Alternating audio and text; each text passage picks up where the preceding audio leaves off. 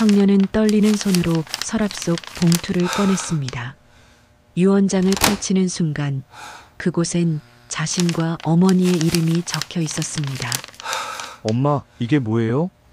왜 우리 이름이 있어요? 간호사는 유언장을 보는 순간 얼굴이 하얗게 질렸습니다. 이건 회장님의 마지막 뜻이야. 하지만 이게 세상에 나가는 순간 우리는 끝이야. 이제 사연이 시작됩니다. 시작 전 구독과 좋아요를 눌러주세요. 큰 힘이 됩니다. 서울 강남의 한복판, 높은 담장으로 둘러싸인 대저택 안은 고요했습니다. 오래된 저택의 정원에는 계절을 따라 피어나는 꽃들이 있었지만 그 아름다움을 즐길 사람은 이제 거의 없었습니다.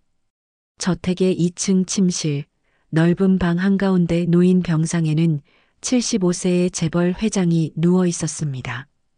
산소호흡기의 규칙적인 소리만이 고요한 방 안을 채우고 있었죠. 회장의 얼굴은 창백했고 한때 카리스마 넘치던 눈빛은 이제 희미하게 빛을 잃어가고 있었습니다. 침대 옆 가죽 소파에는 장남이 앉아 있었습니다. 45세의 나이 회사 전무직을 맡고 있는 장남은 겉으로 보기엔 아버지를 지극정성으로 돌보는 효자처럼 보였습니다. 하지만 그의 눈동자는 쉴 새 없이 움직이고 있었죠. 아버지의 얼굴을 보는 듯 하면서도 실은 머릿속으로 끊임없이 계산을 하고 있었습니다. 경영권은 어떻게 승계받을 것인가, 유산은 얼마나 되는가, 세금 문제는 어떻게 처리할 것인가. 장남의 머릿속은 숫자와 법률 조항들로 가득했습니다. 아버지, 물 좀 드실까요? 장남이 형식적으로 물었지만 회장은 고개를 가볍게 저을 뿐이었습니다. 그 순간 문이 열리며 간호사가 들어왔습니다. 38세의 그녀는 6개월 전부터 이 집에서 회장의 병간호를 맡고 있었습니다. 단정한 간호복 차림의 그녀는 조용히 회장에게 다가가 맥박을 확인했습니다. 회장님, 체온 측정할게요. 그녀의 목소리는 부드러웠고 손길은 숙련되어 있었죠. 장남은 간호사를 힐끗 쳐다보았습니다. 처음 아버지의 병간호를 위해 간호사를 고용할 때만 해도 그저 돈만 주면 되는 고용인 정도로 생각했었습니다. 하지만 요즘 아버지가 간호사를 대하는 태도에서 묘한 기운을 느끼고 있었습니다. 아버지는 간호사에게 유난히 온화한 표정을 짓곤 했고 때로는 그녀의 손을 잡고 무언가 말하려다 그치기도 했습니다. 장남은 그런 모습이 신경 쓰였지만 중요한 건 유산 문제였기에 크게 개의치 않았습니다. 간호사가 회장의 체온을 재고 기록하는 동안 복도에서 발소리가 들려왔습니다. 20대 초반의 젊은 청년이 문을 열고 들어왔습니다. 대학생인 그는 간호사의 아들이었습니다. 어머니, 제가 교대할게요. 청년은 어머니에게 조용히 말했습니다. 간호사는 고개를 끄덕이며 아들에게 회장의 상태를 간단히 전달했습니다. 혈압은 안정적이시고 30분 후에 약 드려야 해. 알았지? 네, 어머니. 장남은 이 모자의 모습을 지켜보며 속으로 코웃음을 쳤습니다. 간호사 하나 고용했더니 아들까지 딸려와서 이 집을 드나드는 꼴이라니. 하지만 아버지가 허락했고 실제로 간호사와 아들이 밤낮으로 교대하며 아버지를 돌보는 덕에 본인은 회사 일에 집중할 수 있었기에 내색하지 않았습니다. 저녁 무렵 저택의 식당에서는 장남이 혼자 저녁 식사를 하고 있었습니다. 넓은 테이블 위에는 고급 요리들이 차려져 있었지만 그는 음식 맛을 느낄 여유가 없었습니다. 변호사와 통화한 내용이 머릿속을 맴돌았죠. 전무님, 회장님께서 최근에 유언장을 수정하셨다는 얘기는 못 들으셨죠? 변호사의 말에 장남은 당황했었습니다. 그럴 리가요. 아버지는 이미 10년 전에 유언장을 작성하셨고 모든 게 저에게 오도록 되어 있어요. 그렇다면 다행입니다. 하지만 혹시 모르니 한 번 더 확인해 보시는 게 좋을 것 같습니다. 그 통화 이후 장남의 마음속에는 불안이 자리 잡기 시작했습니다. 아버지가 의식이 흐릿한 상태에서 누군가에게 속아 유언장을 바꿨을 가능성은 없을까? 특히 저 간호사 모자 혹시 아버지에게 무슨 영향을 미친 건 아닐까? 장남은 포크를 내려놓고 깊은 한숨을 내쉬었습니다. 밤이 깊어지고 저택안은 정적에 휩싸였습니다. 2층 회장의 방에서는 간호사의 아들이 의자에 앉아 책을 읽고 있었습니다. 회장은 약효가 돌아 잠들어 있었고 산소호흡기만이 조용히 작동하고 있었죠. 청년은 가끔씩 회장의 얼굴을 바라보았습니다. 창백하고 수척한 얼굴, 그 얼굴 속에 담긴 세월의 무게를 청년은 느낄 수 있었습니다. 어머니로부터 들은 이야기들이 청년의 머릿속을 스쳤습니다. 회장과 어머니 사이에는 무언가 복잡한 과거가 있다고 했습니다. 하지만 어머니는 자세한 이야기를 해주지 않았죠. 그냥 우리가 할 일을 하면 돼. 다른 건 생각하지 마. 어머니의 말을 따르려 했지만 청년은 이 집안의 무거운 공기를 느끼지 않을 수 없었습니다. 새벽녘 회장이 잠에서 깨어났습니다. 희미한 의식 속에서 회장은 천장을 바라보며 중얼거렸습니다. 내가 지은 죄들, 이제 정리해야 하는데. 그 목소리는 너무 작아서 옆에 앉아 졸고 있던 청년도 듣지 못했습니다. 회장의 눈가에는 눈물이 맺혀 있었습니다. 오랜 세월 쌓아온 재산과 명예, 하지만 그 뒤에 숨겨진 죄책감과 후회. 회장은 자신에게 남은 시간이 얼마 없다는 것을 알고 있었습니다. 겉으로 보기엔 고요한 저택이었지만 그 안에는 서로 다른 욕망과 비밀들이 소용돌이치고 있었습니다. 장남의 집착, 간호사의 숨겨진 과거, 청년의 혼란, 그리고 회장의 죄책감. 이 모든 것들이 곧 폭발할 준비를 하고 있었습니다. 평화로워 보이는 이 저택에 곧 거센 폭풍이 몰아칠 것을 아무도 예상하지 못하고 있었습니다. 그날 밤은 유난히 고요했습니다. 저택안은 모두 잠든 듯 조용했고 복도의 벽시계만이 째깍거리며 시간을 알렸습니다. 2층 회장의 방에서는 간호사가 야간 근무를 서고 있었습니다. 그녀는 의자에 앉아 회장의 상태를 지켜보고 있었죠.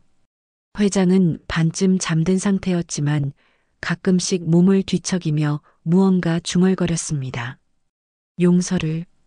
용서를 구해야 하는데. 회장의 입에서 희미한 소리가 흘러나왔습니다. 간호사는 귀를 기울였습니다. 내가 지은 죄 너무 커. 이제라도 바로 잡아야지. 회장의 목소리는 떨리고 있었습니다. 간호사는 심장이 쿵 내려앉는 느낌을 받았습니다.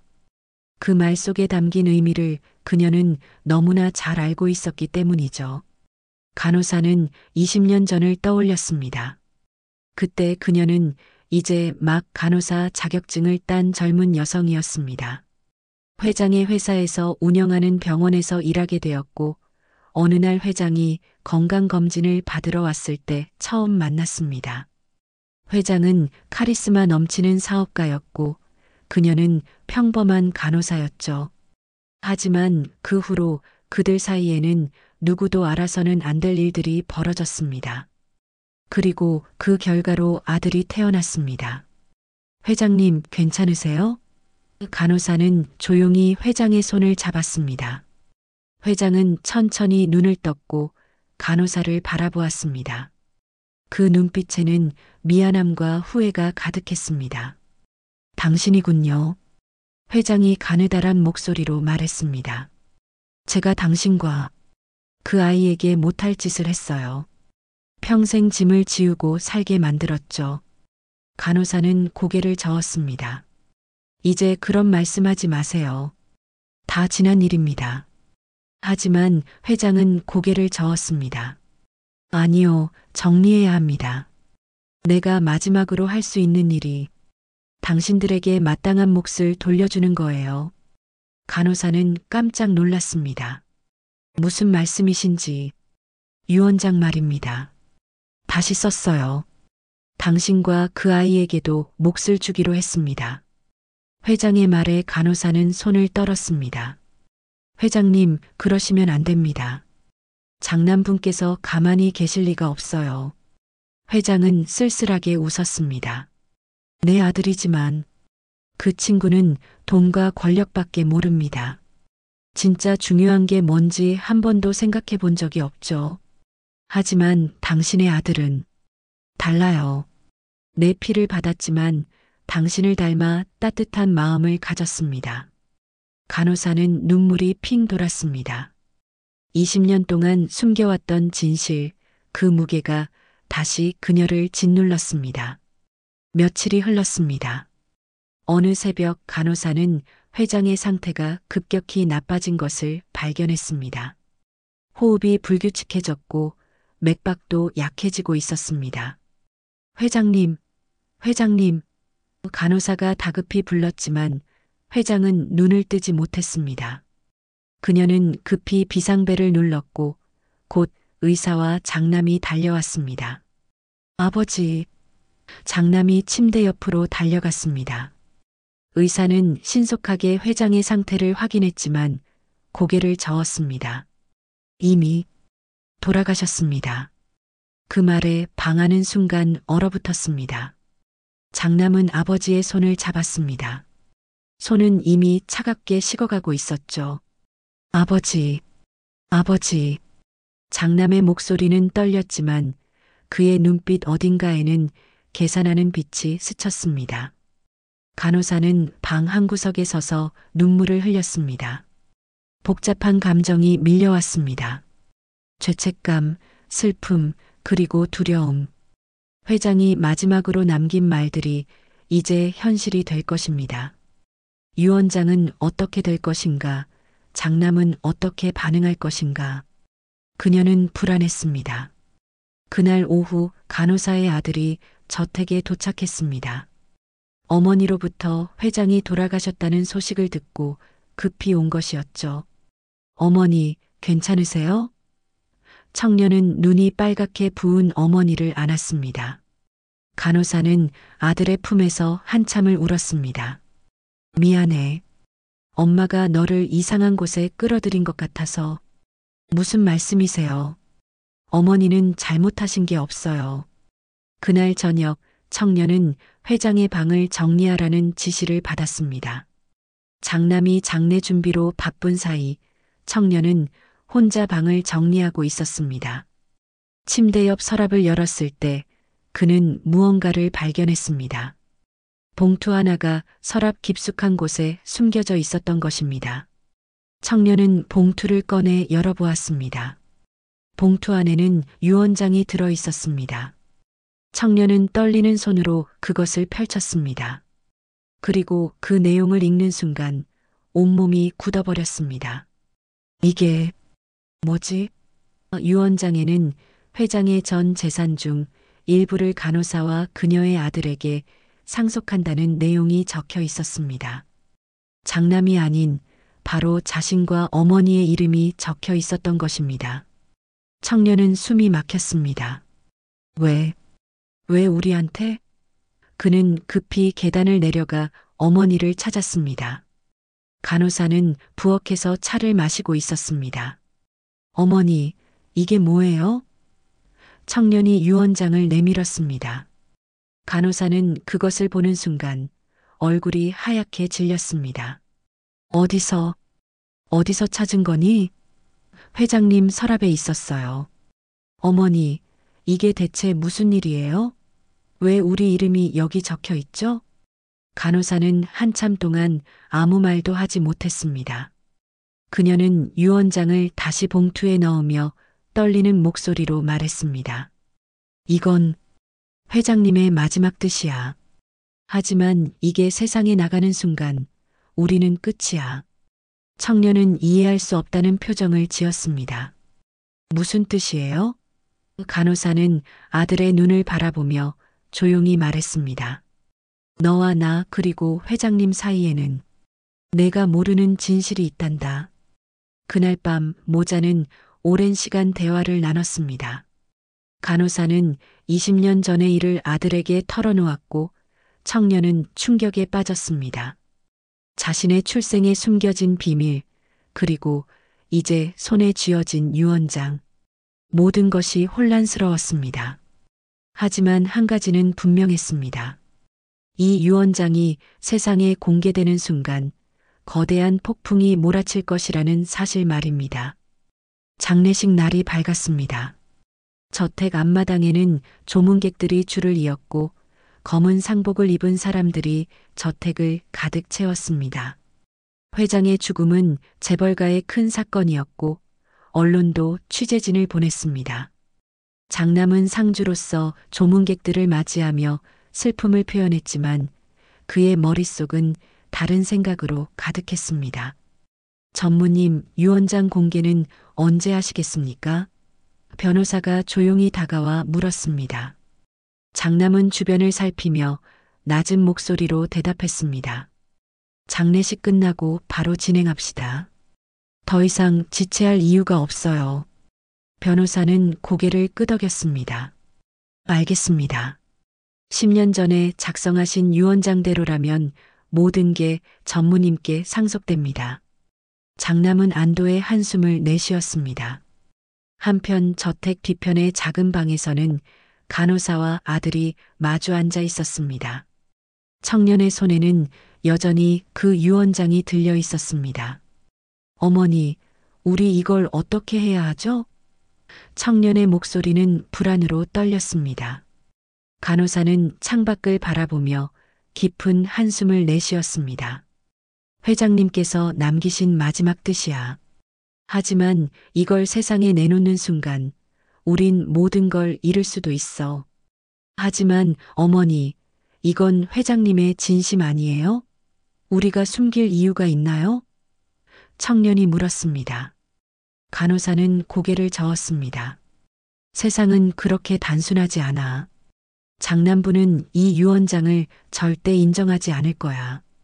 우리를 사기꾼으로 몰 거고 언론도 우리 편을 들지 않을 거란다. 청년은 입술을 깨물었습니다. 그럼 우리가 가만히 있어야 한다는 거예요? 회장님의 뜻을 무시하고요?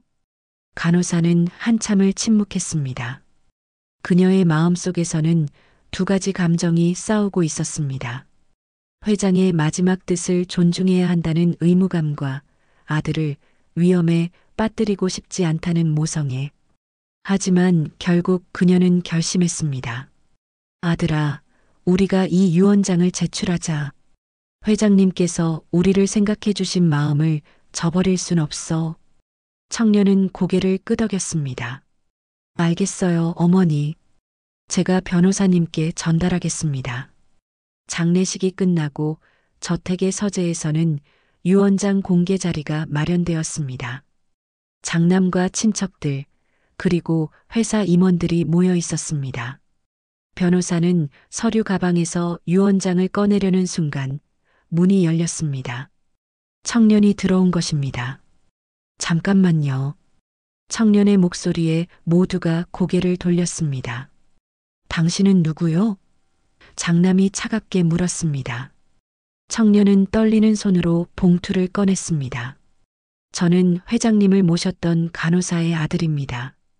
그리고 이것은 회장님께서 최근에 작성하신 유언장입니다. 그 말에 방안이 술렁였습니다. 장남은 얼굴이 굳어졌습니다. 뭐라고요? 무슨 소리를 하는 거요? 변호사가 청년에게서 유언장을 받아 확인했습니다. 그리고 그 내용을 읽는 순간 변호사의 표정이 변했습니다. 이건 회장님의 필체가 맞습니다. 그리고 날짜도 3개월 전으로 되어 있네요. 장남은 벌떡 일어났습니다. 말도 안 돼. 아버지는 3개월 전에 이미 의식이 흐릿한 상태였어요. 누가 속여서 쓰게 한 게 분명합니다. 변호사는 유언장의 내용을 천천히 읽기 시작했습니다. 재산의 60%는 장남에게, 20%는 간호사에게, 그리고 20%는 간호사의 아들에게 상속한다. 그 말에 방안은 완전히 뒤집혔습니다.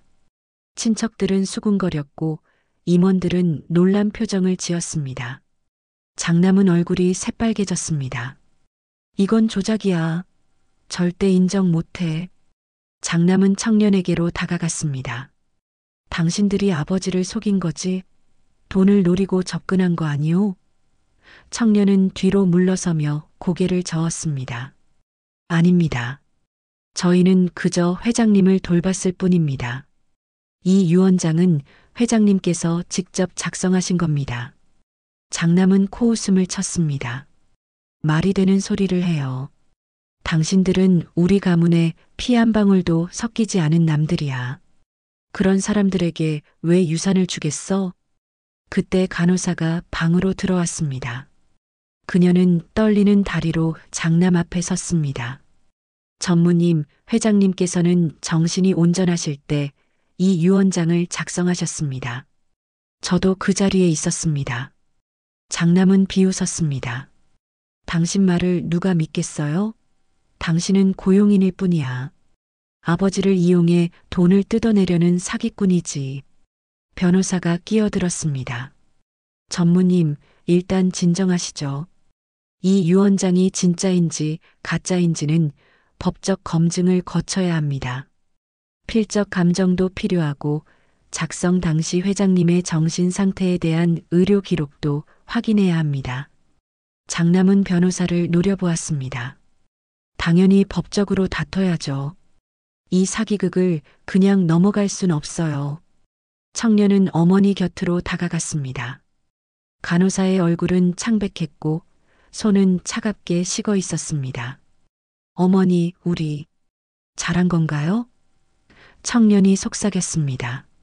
간호사는 아들의 손을 꼭 잡았습니다. 이미 시작됐어.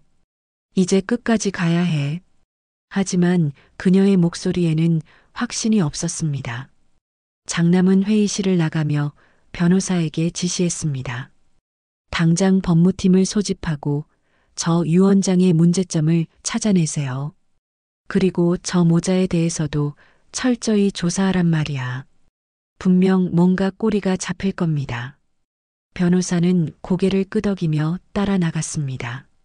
남겨진 사람들은 서로를 쳐다보며 수군거렸습니다. 간호사와 청년은 빈 회의실에 남았습니다. 청년은 고개를 떨구고 있었고 간호사는 창밖을 바라보고 있었습니다. 어머니, 우리 이제 어떻게 되는 거예요? 청년이 물었습니다. 간호사는 눈물을 삼키며 대답했습니다. 싸움은 이제 시작이야. 법정으로 그리고 여론의 장으로 번질 거란다. 우리가 견뎌낼 수 있을지 나도 모르겠구나. 그날 저녁 뉴스에서는 이미 이 소식이 보도되기 시작했습니다. 재벌 회장 유산 분쟁, 간호사 모자 등장으로 파장. 언론은 이 사건을 대서특필했고 사람들의 관심이 집중되기 시작했습니다. 평화롭던 저택은 이제 전쟁터가 되었고 간호사 모자와 장남 사이의 싸움이 본격적으로 시작되었습니다. 유언장 공개 다음 날 언론은 이미 이 사건을 대대적으로 보도하기 시작했습니다. 아침 뉴스부터 저녁 종합 뉴스까지 모든 채널이 이 이야기로 떠들썩했습니다. 재벌 회장의 숨겨진 유산, 간호사 모자에게 40% 상속? 장남과 간호사 모자의 유산 전쟁 시작 자극적인 헤드라인들이 쏟아졌고 사람들은 이 사건에 큰 관심을 보였습니다. 장남은 회사 본사에서 긴급 기자회견을 열었습니다. 수십 명의 기자들이 모인 회견장, 플래시가 터지는 가운데 장남이 단상에 올랐습니다. 그의 얼굴은 굳어 있었고 목소리는 분노로 떨리고 있었습니다.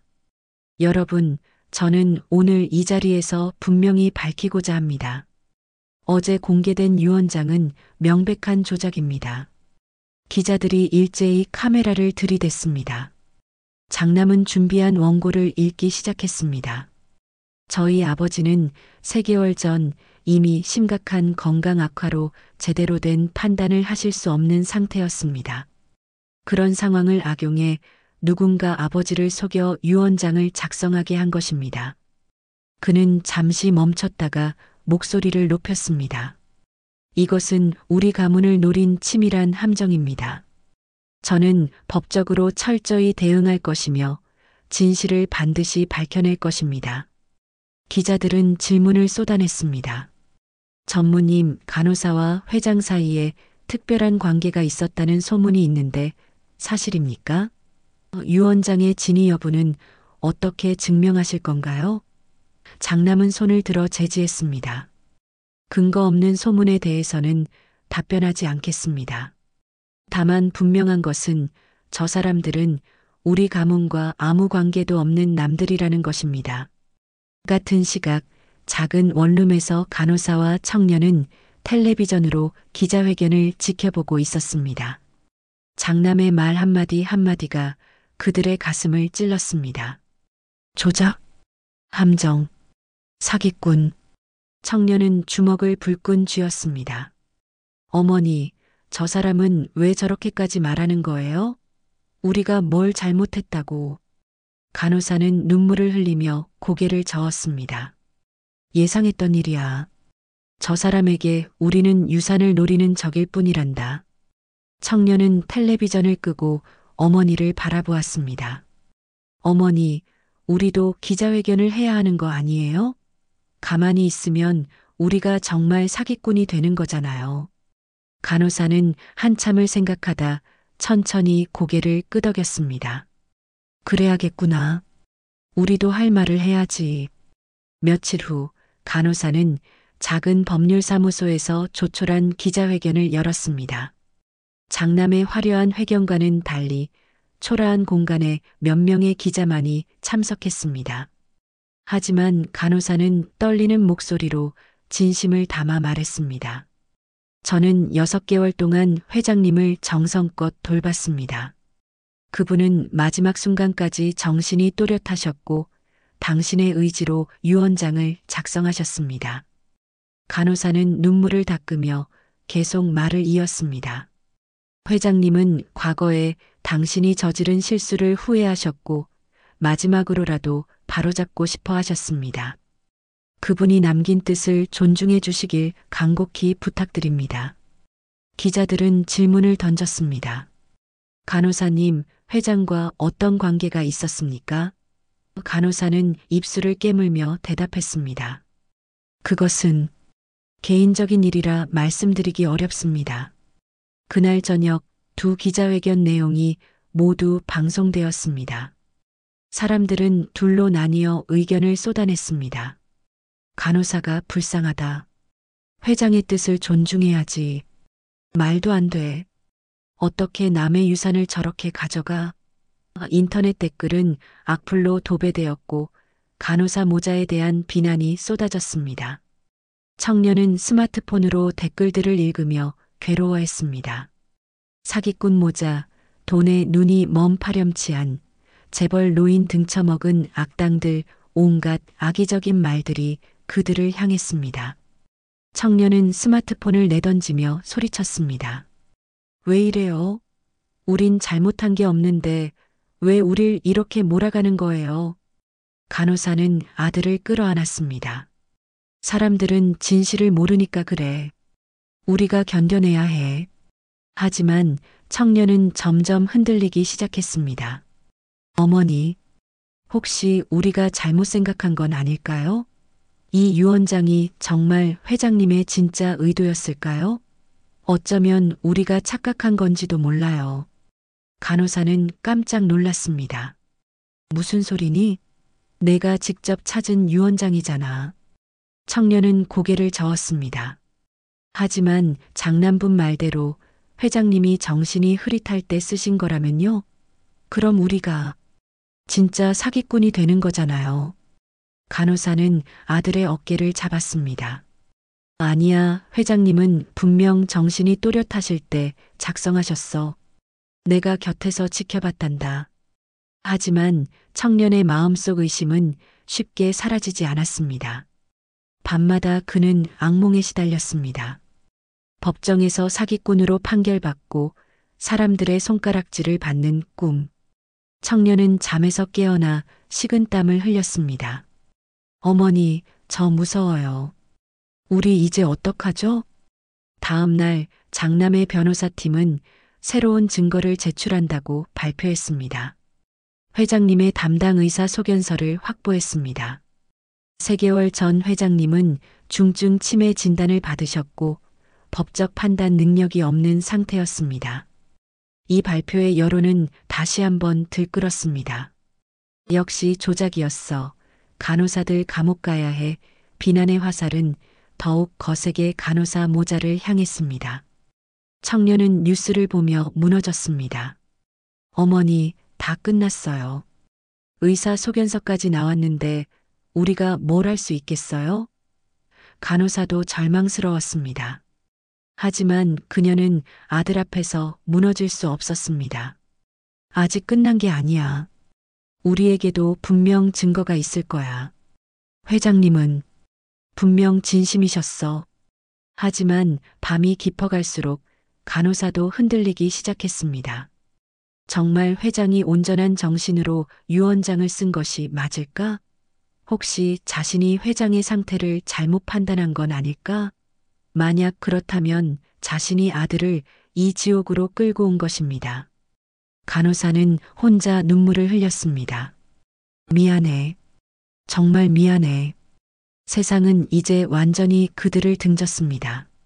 거리를 걸으면 사람들이 수군거렸고 가게에 들어가면 주인이 인상을 찌푸렸습니다.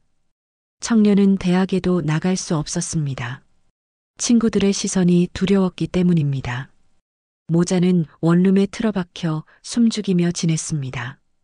세상이 그들을 범죄자 취급했고 그들은 점점 더 깊은 구렁텅이로 빠져들고 있었습니다.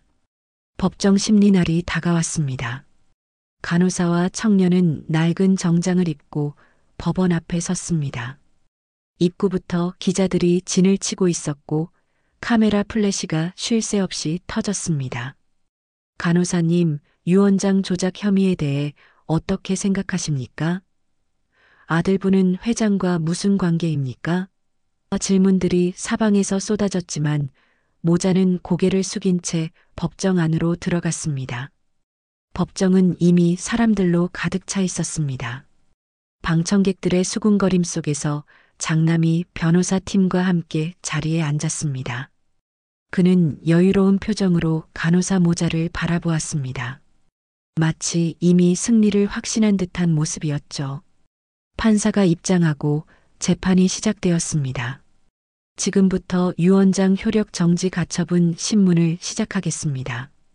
장남 측 변호사가 일어섰습니다.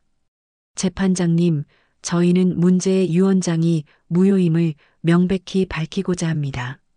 첫 번째 증거를 제출하겠습니다. 변호사는 서류 뭉치를 내밀었습니다. 이것은 망인의 담당 의사가 작성한 소견서입니다. 유언장 작성 시점인 3개월 전 회장님은 중증 치매로 인해 법적 판단 능력이 현저히 떨어진 상태였습니다. 법정이 술렁였습니다. 간호사는 얼굴이 하얗게 질렸고 청년은 주먹을 꽉 쥐었습니다. 변호사는 계속해서 증거를 제시했습니다. 또한 이것은 회장님이 10년 전에 작성한 원래의 유언장입니다. 여기에는 전 재산을 장남에게 상속한다고 명시되어 있습니다. 이것이야말로 회장님의 진정한 의지였습니다. 판사가 유언장을 검토했습니다. 장남의 변호사는 자신감 넘치는 목소리로 말을 이었습니다. 재판장님, 피신청인들은 회장님의 병약한 상태를 악용해 유언장을 조작했습니다. 이는 명백한 사기 행위이며 형사고소도 검토 중입니다. 그 말에 방청객들은 간호사 모자를 향해 비난의 시선을 보냈습니다. 간호사 측 변호사가 반박에 나섰습니다. 이에 있습니다. 회장님은 유언장 작성 당시 의식이 명료하셨습니다. 간호사는 매일 회장님을 돌보며 그 상태를 지켜봤고 회장님은 충분히 자신의 의지를 표현할 수 있었습니다. 하지만 변호사의 목소리는 힘이 없었습니다. 상대 측이 제시한 의료 기록 앞에서 설득력이 떨어졌죠. 장남 측 변호사는 결정타를 날렸습니다. 재판장님, 한 가지 더 제출할 증거가 있습니다.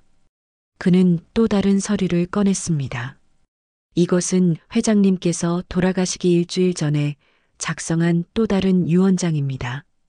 공증까지 받은 정식 문서이며 여기에는 전 재산을 장남에게 상속한다고 명확히 기재되어 있습니다. 법정은 순간 정적에 휩싸였습니다. 간호사는 믿을 수 없다는 표정으로 고개를 저었습니다. 그럴 리 없어. 일주일 전엔 회장님이 이미 의식을 잃으신 상태였는데 청년은 어머니의 손을 잡았지만 그의 손도 차갑게 떨리고 있었습니다. 판사가 그 유언장을 검토하기 시작했고 법정의 공기는 무겁게 가라앉았습니다. 장남은 만족스러운 표정을 지었습니다. 그는 이미 한 달 전부터 이 유언장을 준비해 왔습니다. 아버지의 필적을 완벽하게 모방할 수 있는 전문가를 고용했고 공증인에게는 거액을 쥐어줬습니다. 물론 불법이었지만 유산을 지키기 위해서라면 무슨 짓이든 할 각오였습니다. 이제 끝이야. 장남은 속으로 중얼거렸습니다. 판사가 입을 열었습니다. 제출된 증거들을 검토한 결과 신청인들이 제시한 유언장이 보다 법적 효력이 높다고 판단됩니다. 공증을 받은 문서이며 작성 시점도 더 최근입니다. 간호사는 그 말을 듣는 순간 온몸에 힘이 빠졌습니다. 청년은 어머니를 부축했지만 자신도 휘청거렸습니다. 판사는 판결을 계속 이어갔습니다. 따라서 피신청인들이 소지한 유언장은 효력을 인정할 수 없으며 유산 상속은 신청인들이 제출한 유언장에 따라 진행하는 것이 타당합니다. 망치 소리가 울렸고 재판은 끝났습니다. 장남은 승리의 미소를 지으며 자리에서 일어났습니다. 법정 밖은 더욱 지옥이었습니다. 기자들이 간호사 모자를 에워쌌습니다. 조작된 유언장으로 재산을 노렸다는데 할 말 있으십니까?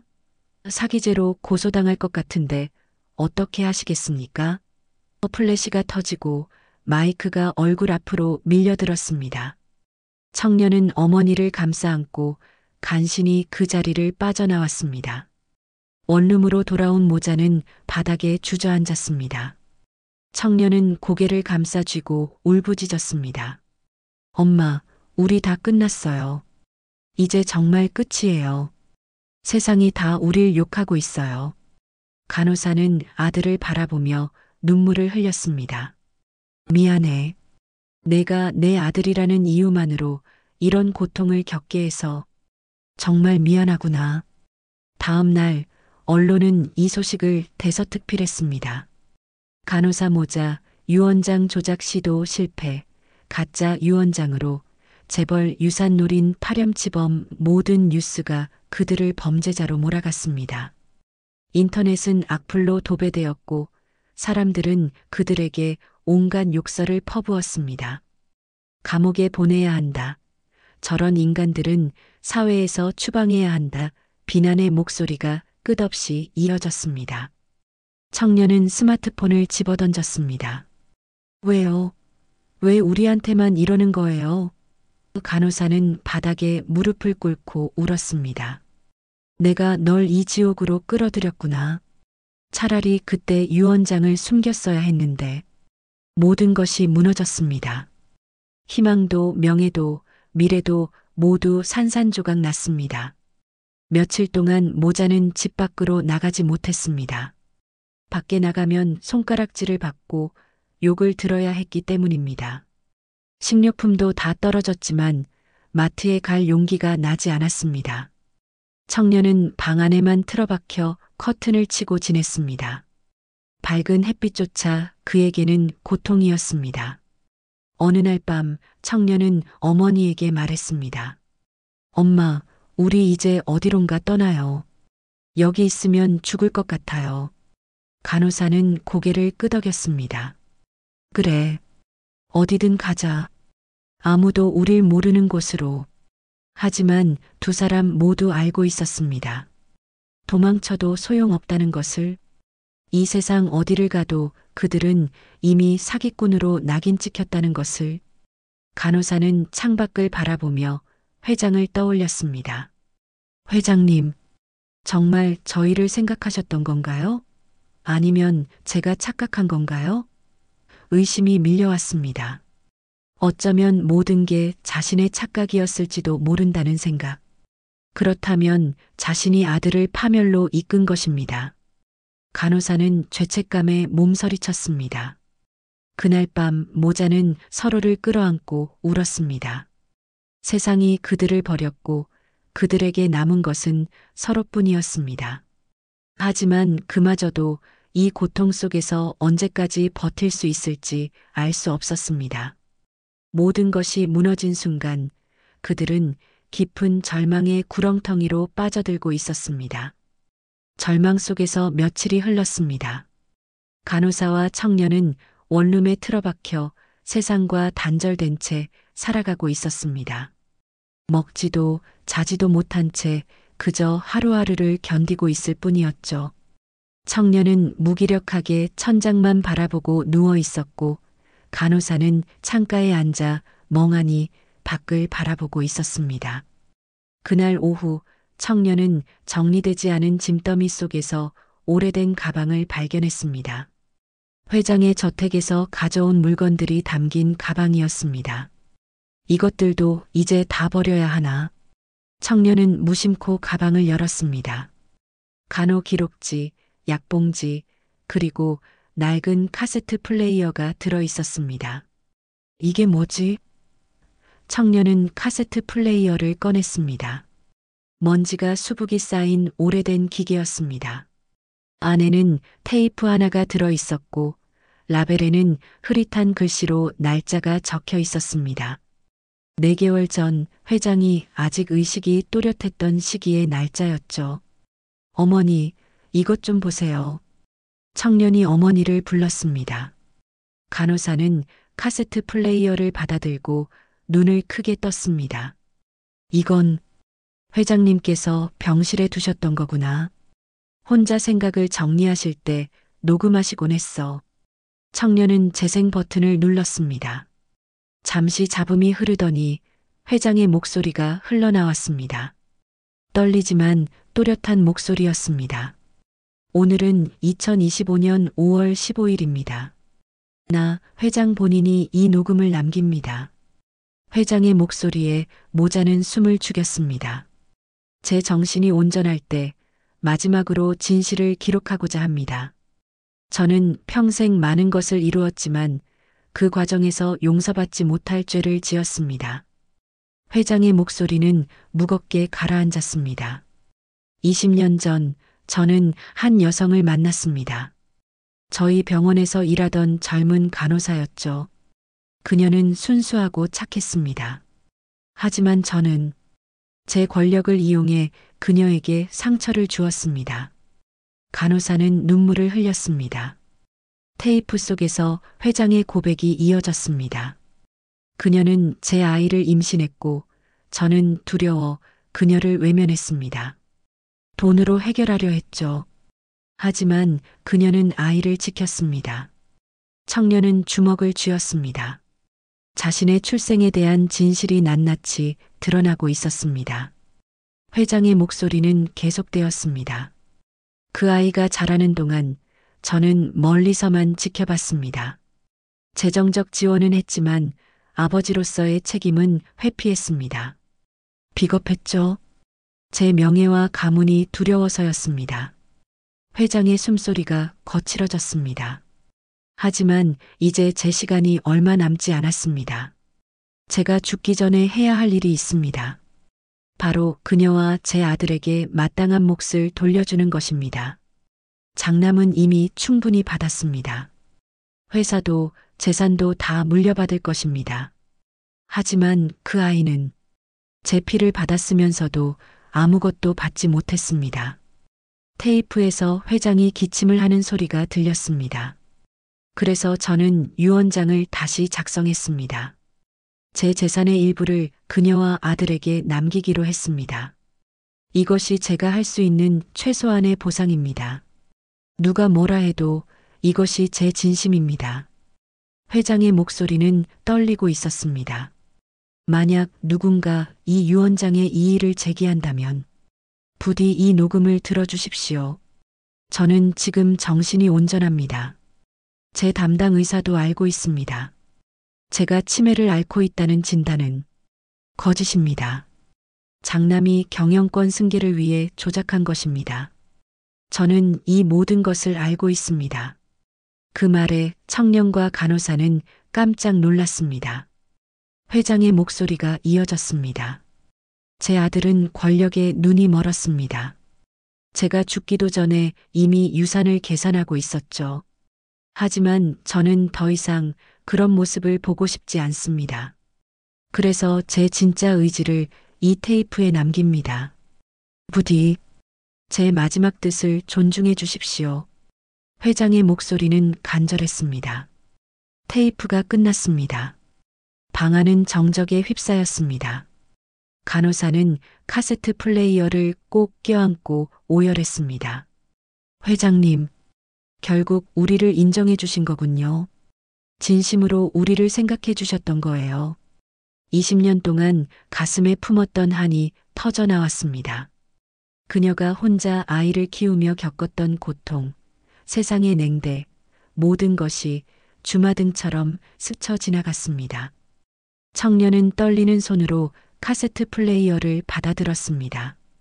이건 결정적 증거예요. 이걸로 우리가 결백하다는 걸 증명할 수 있어요. 간호사는 고개를 끄덕였습니다. 그래, 이제 세상에 진실을 알려야 해. 회장님의 명예를 위해서라도. 두 사람의 눈에 다시 희망의 빛이 돌아왔습니다. 하지만 간호사는 곧 불안해졌습니다. 하지만 장남이 이걸 가만두지 않을 거야. 이미 거짓 유언장까지 만들어낸 사람이잖아. 더 위험한 방법을 쓸지도 몰라. 청년은 어머니의 손을 잡았습니다. 그래도 해야 해요. 더 이상 도망칠 순 없어요. 이게 우리에게 주어진 마지막 기회예요. 그날 밤 모자는 잠을 이룰 수 없었습니다. 테이프를 반복해서 들으며 회장의 마지막 뜻을 가슴에 새겼습니다. 회장은 죽기 전까지 진실을 밝히려 했던 것입니다. 그 용기를, 그 진심을 이제 그들이 세상에 전해야 했습니다. 회장님, 저희가 끝까지 싸우겠습니다. 당신의 명예를 지키겠습니다. 간호사는 창밖을 바라보며 다짐했습니다. 다음 날 아침, 청년은 테이프를 들고 변호사 사무실로 향했습니다. 거리를 걷는 동안에도 사람들의 차가운 시선이 느껴졌지만 이제 그는 두렵지 않았습니다. 손에 든 테이프가 그에게 용기를 주었기 때문입니다. 이제 모든 게 밝혀질 거야. 진실은 반드시 드러난다. 청년은 굳은 표정으로 걸음을 재촉했습니다. 변호사 사무실에 도착한 청년은 테이프를 내밀었습니다. 변호사님, 이걸 들어보세요. 회장님께서 직접 남기신 육성입니다. 변호사는 테이프를 재생했고 회장의 목소리를 들었습니다. 변호사의 표정이 점점 심각해졌습니다. 이건 결정적 증거입니다. 이걸로 재판을 뒤집을 수 있어요. 하지만 변호사는 곧 걱정스러운 표정을 지었습니다. 문제는 상대방이 가만히 있지 않을 거라는 점입니다. 이미 권력과 돈을 동원해 증거를 조작한 사람들입니다. 이 테이프마저 가짜라고 우길 수도 있어요. 청년은 고개를 끄덕였습니다. 그래도 해야 합니다. 이게 우리의 마지막 기회니까요. 변호사는 청년의 눈을 바라보며 결심했습니다. 알겠습니다. 재심을 청구하겠습니다. 이번엔 반드시 진실을 밝혀내겠습니다. 청년은 깊이 고개를 숙였습니다. 감사합니다. 정말 감사합니다. 그는 사무실을 나서며 하늘을 올려다보았습니다. 먹구름 사이로 햇살이 비치고 있었습니다. 마치 희망의 빛처럼 말입니다. 재심 청구가 받아들여졌습니다. 법원은 새로운 증거가 발견되었다는 이유로 재판을 다시 열기로 했습니다. 소식이 전해지자 언론은 다시 한번 들끓었습니다. 반전의 반전, 간호사 모자, 재심 청구, 숨겨진 증거 등장, 유산 분쟁 2라운드 시작. 사람들의 관심이 다시 이 사건으로 쏠렸습니다. 재판 당일 법정은 지난번보다 더 많은 사람들로 붐볐습니다. 방청객들뿐 아니라 언론사 기자들까지 빼곡히 들어찼습니다. 간호사와 청년은 긴장된 얼굴로 자리에 앉았습니다. 청년의 손에는 카세트 플레이어가 들려 있었고 그것을 보는 그의 손은 미세하게 떨리고 있었습니다. 맞은편에는 장남이 여유로운 표정으로 앉아 있었습니다. 그는 이미 대응책을 준비해 두었습니다. 음향 전문가를 고용해 테이프의 진위를 의심할 근거를 만들어 놨고 또 다른 의료진의 증언도 확보해 둔 상태였습니다. 설마 녹음 테이프 하나로 판세가 뒤집히겠어? 장남은 비웃듯 중얼거렸습니다. 판사가 입장하고 재판이 시작되었습니다. 피신청인 측, 새로운 증거를 제출하시기 바랍니다. 판사의 말에 청년의 변호사가 일어섰습니다. 재판장님, 이것은 망인께서 생전에 직접 녹음하신 육성입니다. 유언장 작성 당시 회장님의 정신 상태와 진정한 의지가 담겨 있습니다. 변호사는 카세트 플레이어를 법정에 제출했습니다. 법정에 회장의 목소리가 울려 퍼졌습니다. 오늘은 2025년 5월 15일입니다. 나 회장 본인이 이 녹음을 남깁니다.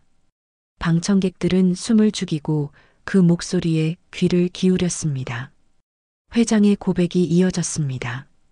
간호사와의 과거, 숨겨진 아들의 존재, 그리고 유언장을 다시 작성한 이유까지 모든 것이 담겨 있었습니다. 특히 치매 진단이 거짓이었다는 회장의 폭로에 법정은 술렁였습니다. 제가 치매를 앓고 있다는 진단은 거짓입니다. 장남이 경영권 승계를 위해 조작한 것입니다. 그 말에 장남의 얼굴이 굳어졌습니다. 방청객들은 놀란 표정으로 장남을 쳐다봤고 기자들은 일제히 메모를 시작했습니다. 테이프가 끝나자 법정은 잠시 정적에 휩싸였습니다. 판사는 심각한 표정으로 말했습니다. 이 음성이 진짜라면 이는 매우 중대한 증거입니다. 신청인 측 반박하시겠습니까? 장남의 변호사가 벌떡 일어섰습니다. 재판장님, 이 녹음의 진위부터 확인해야 합니다. 요즘은 기술이 발달해 음성 조작도 가능합니다. 간호사 측 변호사가 반박했습니다. 음성 감정을 받겠습니다. 이것이 회장님의 진짜 목소리임을 증명하겠습니다. 판사는 고개를 끄덕이며 음성 감정을 지시했습니다. 하지만 장남의 변호사는 물러서지 않았습니다. 설령 회장님 목소리가 맞다 해도 녹음 시점의 정신 상태를 어떻게 증명하겠습니까? 치매 환자도 순간적으로 또렷한 말을 할 수 있습니다. 그때 청년이 자리에서 일어났습니다. 떨리는 목소리지만 또렷하게 말했습니다. 재판장님, 제가 증인으로 증언하겠습니다. 판사가 허락하자 청년은 증인석으로 걸어갔습니다. 그는 깊게 숨을 들이마시고 입을 열었습니다. 저는 4개월 동안 회장님을 가까이에서 모셨습니다. 회장님은 의식이 또렷하셨고 당신의 과거를 후회하고 계셨습니다. 청년은 계속 말을 이었습니다. 회장님은 저에게 여러 번 말씀하셨습니다. 당신이 저지른 잘못을 바로잡고 싶다고, 마지막으로 용서를 구하고 싶다고 하셨습니다. 청년의 눈에는 눈물이 고였습니다. 저는 회장님이 제 아버지라는 걸 그때는 몰랐습니다. 하지만 지금은 압니다. 그분이 진심으로 속죄하려 하셨다는 것을요. 장남은 참지 못하고 소리쳤습니다. 거짓말이야. 저 자식은 우리 집안과 아무 상관없는 남이라고. 그 순간 간호사가 벌떡 일어섰습니다. 그녀는 20년 동안 가슴에 묻어두었던 진실을 마침내 꺼내기로 했습니다. 아닙니다. 이 아이는 회장님의 친아들입니다. 법정이 완전히 뒤집혔습니다. 방청객들은 술렁거렸고 기자들은 카메라를 들이댔습니다. 장남은 얼굴이 새하얗게 질렸습니다. 뭐라고? 간호사는 눈물을 흘리며 고백을 이어갔습니다. 20년 전 회장님과 저 사이에서 이 아이가 태어났습니다. 하지만 회장님은 가문의 명예 때문에 우리를 인정할 수 없었습니다. 간호사의 목소리는 떨렸지만 힘이 있었습니다. 저는 혼자 아이를 키웠습니다. 세상의 손가락질을 받으며 온갖 고생을 하며 이 아이를 길렀습니다. 그런데 회장님은 돌아가시기 전 마침내 우리를 인정하고 싶어 하셨습니다. 그게 바로 그 유언장입니다. 간호사는 장남을 똑바로 바라봤습니다. 전무님, 이 아이는 당신의 배다른 동생입니다. 장남은 비틀거리며 의자에 주저앉았습니다. 그의 머릿속은 혼란스러웠습니다. 말도 안 돼. 그럴 리가 없어. 하지만 간호사는 물러서지 않았습니다. 유전자 검사를 하시죠. 이 아이가 회장님의 친아들임을 증명하겠습니다. 판사는 망치를 두드렸습니다. 유전자 검사를 진행하겠습니다. 또한 음성 감정도 함께 진행하도록 하겠습니다. 며칠 후 감정 결과가 나왔습니다. 재판이 재개되고 판사가 결과를 발표했습니다. 음성 감정 결과 테이프 속 목소리는 망인의 것이 맞으며 조작된 흔적이 없습니다. 또한 유전자 검사 결과 피신청인의 아들은 망인의 친자가 맞습니다. 그 말에 법정은 다시 한번 술렁였습니다. 청년은 그 말을 듣는 순간 눈물을 흘렸습니다. 정말 제가 회장님의 아들이었던 거군요. 평생 아버지 없이 자란 그였습니다. 어머니의 고생을 지켜보며 자신의 출생을 원망하기도 했습니다. 하지만 이제 모든 진실이 밝혀졌습니다. 자신에게도 아버지가 있었고 그 아버지는 마지막 순간 자신을 인정하려 했다는 것을요. 판사가 최종 판결을 내렸습니다. 제출된 모든 증거를 종합한 결과 피신청인들이 제출한 유언장이 망인의 진정한 의사라고 판단됩니다. 따라서 이전 판결을 번복하며 유산은 해당 유언장에 따라 분배하도록 합니다. 망치 소리가 울렸고 재판은 끝났습니다. 간호사는 아들을 끌어안고 울었습니다. 우리가 해냈어. 회장님의 뜻을 지켜냈어. 청년도 어머니를 안으며 눈물을 흘렸습니다. 반면 장남은 멍한 표정으로 그 광경을 바라봤습니다. 자신이 평생 유일한 아들이라 믿었는데 배다른 동생이 있었다는 사실, 그리고 아버지가 마지막에 그 동생을 인정했다는 사실, 모든 것이 충격이었습니다. 법정을 나서는 간호사 모자에게 이번에는 격려의 말들이 쏟아졌습니다. 축하드립니다. 정의가 승리했네요. 사람들의 태도가 완전히 바뀌었습니다. 하지만 청년은 복잡한 심경이었습니다. 어머니, 저는 정말 행복해져도 되는 걸까요? 간호사는 아들의 손을 꼭 잡았습니다. 그래, 이젠 떳떳하게 살아가자. 회장님이 우리에게 주신 마지막 선물이야. 재판이 끝난 지 한 달이 흘렀습니다. 언론의 관심도 서서히 사그라들었고 세상은 다시 평온을 찾아가는 듯 했습니다. 하지만 그 한 달 동안 모든 것이 변했습니다. 간호사와 청년은 더 이상 원룸이 아닌 작지만 아늑한 아파트로 이사했습니다.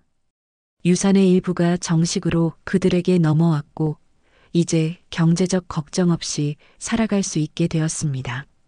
청년은 거실 창가에 서서 밖을 바라보고 있었습니다. 햇살이 따스하게 들어왔고 거리의 사람들은 평화롭게 걸어가고 있었습니다. 이상하네요, 어머니. 똑같은 세상인데 이제는 달라 보여요. 간호사는 아들 옆으로 다가가 어깨에 손을 얹었습니다. 내가 이제 당당해졌기 때문이야. 더 이상 숨어 살지 않아도 되니까. 하지만 청년의 마음속에는 여전히 복잡한 감정이 자리 잡고 있었습니다. 어머니, 저는 아직도 혼란스러워요. 회장님이 제 아버지라는 게 실감이 안 나요. 간호사는 고개를 끄덕였습니다. 그럴 수밖에 없지. 평생 모르고 살았는데 갑자기 알게 됐으니 말이야. 하지만 시간이 지나면 받아들일 수 있을 거야. 며칠 후 청년은 회장의 묘소를 찾았습니다. 조용한 묘지 한편 고급스러운 묘비 앞에 그는 섰습니다. 묘비에는 회장의 이름과 생물년이 새겨져 있었습니다. 청년은 무릎을 꿇고 묘비 앞에 꽃을 놓았습니다. 아버지. 그 단어가 입에서 나오는 순간 청년의 눈에 눈물이 흘렀습니다. 아버지, 저는 평생 아버지가 없다고 생각하며 살았습니다. 어머니가 혼자 저를 키우시느라 고생하시는 걸 보면서 아버지를 원망하기도 했습니다. 청년의 목소리는 떨렸습니다. 하지만 이제 압니다. 아버지도 저희를 생각하고 계셨다는 것을요. 비록 멀리서였지만 저희를 지켜보고 계셨다는 것을. 청년은 잠시 말을 멈췄다가 다시 입을 열었습니다. 아버지께서 남기신 유언장, 그리고 그 녹음. 그것이 아버지의 마지막 용기였다는 걸 이제야 깨달았습니다. 가문의 명예보다 진실을 택하신 거죠. 저는 그 용기를 존경합니다. 청년은 묘비에 이마를 대고 조용히 울었습니다. 이제야 제 자리를 찾았습니다. 늦었지만 아버지의 아들로 살아가겠습니다. 한편 회사 본사에서는 장남이 사무실에 홀로 앉아 있었습니다. 넓은 회장실, 아버지가 앉았던 그 자리에 이제 그가 앉아 있었습니다. 경영권은 예정대로 그에게 넘어왔고 회사도 안정적으로 운영되고 있었습니다. 하지만 그의 마음은 편치 않았습니다. 창밖을 바라보며 장남은 깊은 한숨을 내쉬었습니다. 아버지, 저는 무엇을 잘못한 걸까요? 장남은 혼잣말을 했습니다. 평생 아버지의 기대에 부응하려 노력했습니다. 회사를 위해, 가문을 위해 최선을 다했습니다. 그런데 왜 마지막에 저를 버리신 걸까요? 그의 목소리에는 원망과 슬픔이 섞여 있었습니다. 비서가 노크를 하고 들어왔습니다. 회장님, 손님이 오셨습니다. 장남은 고개를 들었습니다. 누군데요? 청년분입니다. 그 말에 장남은 잠시 멈칫했습니다. 그는 고개를 끄덕였고 곧 청년이 사무실로 들어왔습니다. 두 사람은 서로를 마주 보았습니다. 한 명은 평생 적자로 살아온 아들, 다른 한 명은 숨겨진 혈육. 어색한 침묵이 흘렀습니다. 청년이 먼저 입을 열었습니다. 형님, 찾아와서 죄송합니다. 장남은 쓴웃음을 지었습니다. 형님이라 익숙하지 않은 호칭이네요. 청년은 조심스럽게 말을 이었습니다. 저는 형님을 원망하지 않습니다. 형님 입장에서는 갑자기 나타난 제가 적일 수밖에 없었을 테니까요. 장남은 고개를 저었습니다. 적이라. 맞는 말입니다. 당신과 어머니가 나타났을 때 저는 유산을 빼앗기는 줄만 알았습니다. 그게 전부였죠. 장남은 창밖을 바라보며 계속 말했습니다. 하지만 이제 생각해보니 제가 진짜 잃은 건 유산이 아니라 아버지의 마음이었습니다. 아버지는 저를 믿지 못하셨어요. 제가 돈과 권력밖에 모른다고 생각하셨죠. 그의 목소리는 쓸쓸했습니다. 그리고 그게 사실이었습니다. 저는 정말 그것밖에 몰랐으니까요. 청년은 장남을 바라보았습니다. 형님, 아버지께서는 형님을 미워하신 게 아닙니다. 다만 당신이 진짜 중요한 것을 깨닫길 바라셨던 거예요. 장남은 쓴웃음을 지었습니다. 이제 와서 깨달아봤자 무슨 소용입니까? 아버지는 이미 안 계시는데. 청년은 고개를 저었습니다. 아직 늦지 않았습니다. 우리가 형제로 살아갈 수 있다면 그것이 아버지께서 원하셨던 게 아닐까요? 장남은 청년을 똑바로 쳐다봤습니다. 그 눈빛에는 복잡한 감정이 담겨 있었습니다. 형제라, 받아들이기 쉽지 않네요. 평생 외아들로 살았는데 갑자기 동생이 생겼다니. 청년은 조용히 말했습니다. 저도 마찬가지입니다. 하지만 시간을 주시면 저희가 서로를 이해할 수 있을 거라 믿습니다. 장남은 한참을 침묵하다 천천히 고개를 끄덕였습니다. 시간이 필요합니다. 당신을 동생으로 받아들이는데 긴 시간이 필요할 것 같습니다. 청년은 이해한다는 표정으로 고개를 숙였습니다. 기다리겠습니다. 형님께서 마음을 여실 때까지요. 두 사람은 악수를 나눴습니다. 어색하지만 그것이 새로운 시작이었습니다. 몇 달 후 간호사는 조용한 카페에서 차를 마시고 있었습니다. 창밖으로는 가을 단풍이 아름답게 물들어 있었습니다. 그녀는 지난 일들을 떠올렸습니다. 20년 전 혼자 아이를 낳았던 그날, 세상의 냉대를 받으며 아이를 키웠던 힘든 시간들, 그리고 회장을 다시 만났던 마지막 6개월. 모든 것이 주마등처럼 스쳐 지나갔습니다. 어머니, 무슨 생각하세요? 청년이 옆에 앉으며 물었습니다. 간호사는 미소를 지었습니다. 그냥 여기까지 오느라 참 많은 일이 있었구나 싶어서. 청년은 어머니의 손을 잡았습니다. 어머니, 이제 행복하시죠? 간호사는 고개를 끄덕였습니다. 그래, 너는 이제 당당하게 살 수 있겠지? 청년은 환하게 웃었습니다. 네, 더 이상 숨지 않겠습니다. 저는 회장님의 아들이고 어머니의 자랑스러운 아들로 살겠습니다. 간호사는 눈물을 훔쳤습니다. 그래, 그렇게 살아. 내 아버지께서도 그걸 바라실 거야. 두 사람은 서로를 보며 미소 지었습니다. 오랜 고난 끝에 마침내 찾아온 평화였습니다. 저녁 무렵 청년은 다시 회장의 묘소를 찾았습니다. 석양이 묘지를 붉게 물들이고 있었습니다. 청년은 묘비 앞에 무릎을 꿇고 조용히 속삭였습니다. 아버지, 보고 계시죠? 저와 어머니 그리고 형님, 우리 모두 변화하고 있습니다. 아버지께서 남기신 마지막 뜻 헛되지 않았습니다. 청년은 묘비를 쓰다듬으며 계속 말했습니다. 집안은 무너진 것처럼 보였지만 이제 새로운 질서 속에서 다시 만들어지고 있습니다. 저는 이제야 제 자리를 찾았습니다. 늦었지만 괜찮습니다. 이제부터라도 아버지의 아들답게 떳떳하게 살아가겠습니다. 석양이 지고 어둠이 내렸습니다. 하지만 청년의 마음속에는 따스한 빛이 자리 잡고 있었습니다. 그것은 아버지가 남긴 사랑이었고 어머니가 보여준 용기였으며 그 자신이 찾아낸 희망이었습니다.